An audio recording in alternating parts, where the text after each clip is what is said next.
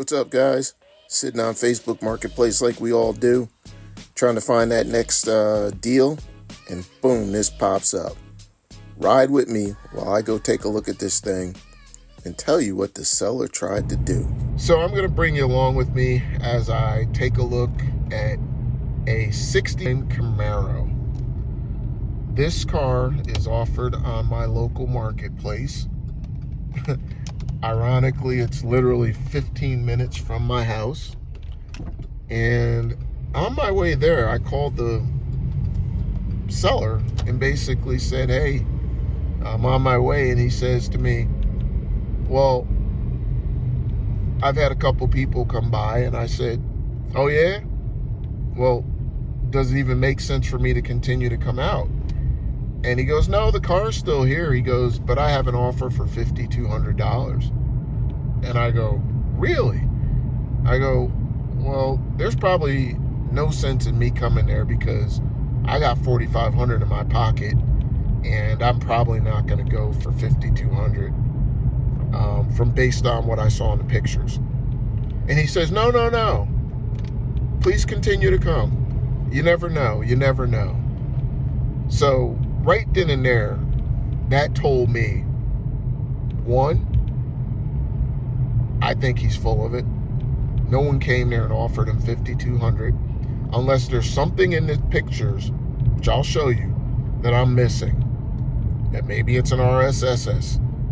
Doubt it. Maybe it's a Z28. Doubt it. Maybe it's only rusted a little bit. I doubt it based on his description.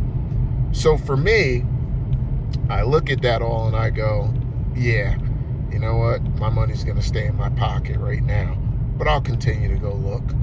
So I went and looked, and here's a little clip of me actually just seeing the car for the first time in person. And then I'll wrap this up with my thoughts on what I saw and, you know, some buyer perspective on it. So stay tuned. So here's me pulling up to a storage facility where the car has been stored since 1990, supposedly, and was off the road probably 10 to 15 years even before that. You know, the excitement you get when all of a sudden you pull up and you see something like this. So here's my first look at it in person. And I'll give you some shots that I took as, you know, just my first initial assessment of the car. And maybe some commentary. So from the front, doesn't look that bad, right? Nope. It's original color. Looks like it did have one repaint from what he told me. And some gracious body fill over the rear quarter panels on both sides he mentioned. He said the trunk was pretty bad and pretty rotted out. Didn't know if the frame rails were solid or not. I'm not sure if you can see in one of these pictures, but the floorboards, you could see down at the bottom in the concrete. There you go. On both sides. Yep, that's the concrete you can see. And then you pop the hood and boom, a 6-cylinder. So you don't really see a 6-cylinder that often, but ironically, I've found quite a few of these cars in the past with 6s. Non-disc brake car, obviously a little manual master cylinder, and here's the trim tag. So the cool thing is it is a original Cordovan maroon Camaro. It's not a rare color, so to speak, but there's a lot more that have been out there longer. He was gracious enough to give me a picture of what it looked like when he drove this car way back in the 90s before it was put up. So now, after seeing everything that I saw in these pictures, I figured $3,000, I'm in. So you were the son of the original owner? Yes, and so I was the second owner of the vehicle. I've been driving her. I drove her from 1977 until 1991 when we took her off the road by accident. Now, talk to me about by accident. You took her off the road by accident? It was not because of an accident. It was by accident, right? It was a misdiagnosis by my brother of what he thought were, rotted out rear. Frame rails? No, shock mounts. Okay, the shock mounts in that the he was rear. going to repair. It turned out to just be the shock absorbers when we took the car off my dad's property. He was like, "Oh, I'm sorry." I'm like, he's sorry that he misdiagnosed. I've been here for like 20 years. Yeah. In the woods, and I told you not to put it in the woods, and you did anyway, and So when you say it was in the woods, what do you mean in the woods? It literally sitting in the field? My folks owned a parcel that had, a wooded area at the very back. It was a very small wooded area.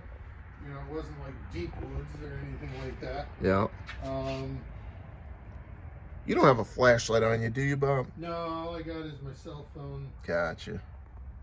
I can see the floors. I can see through them, but yeah, okay, there we go. Rotted out floor pan there. You gave a pretty good description of the car. I mean, you said you didn't leave anything out, right? You told it just as you see it. That's right. How many miles on it?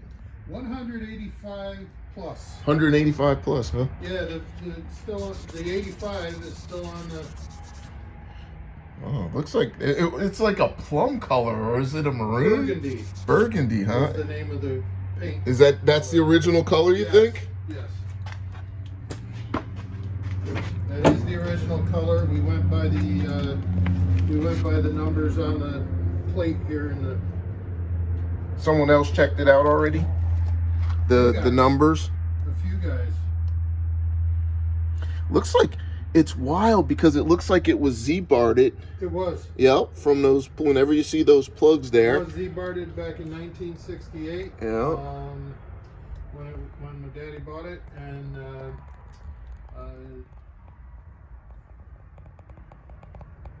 I was really, shocked at the fact that the rust occurred to the rear quarter panels as they did. Yeah, it looks like someone did some work on the rear quarter panels. Yeah, we cut out the rusted areas, and we made fiberglass inlays of the quarter panels that I had. Right. I think I still have them somewhere in this storage unit. So you do have some parts? Yeah, they're rusty. Oh, okay. These are. If anybody want to put them on the car? Right.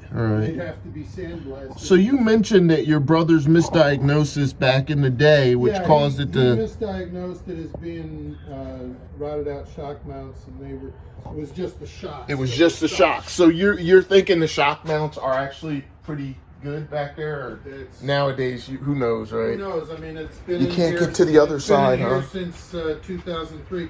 Well, you can, but I'd have to ask you to move things out, so because there's a lot of boxes of heavy papers here. Sure.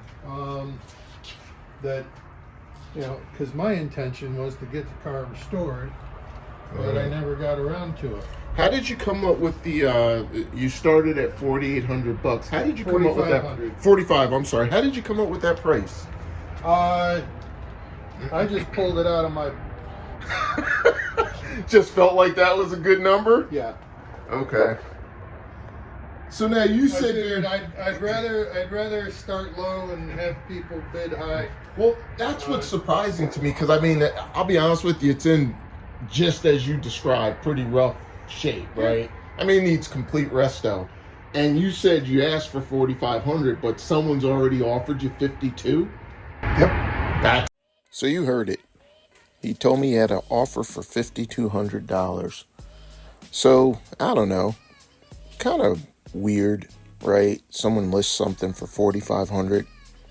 You come with the cash and arrangements to pick it up, and they tell you that they have an offer for, $700-800 more?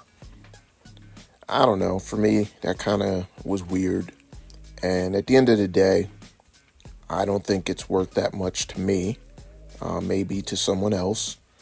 But when sellers do something like that to me, I look at it and think you should have just brought it to eBay if you're looking for bids, right? Or are you just fishing? Do you really have a buyer? How many other people really came and looked at this car?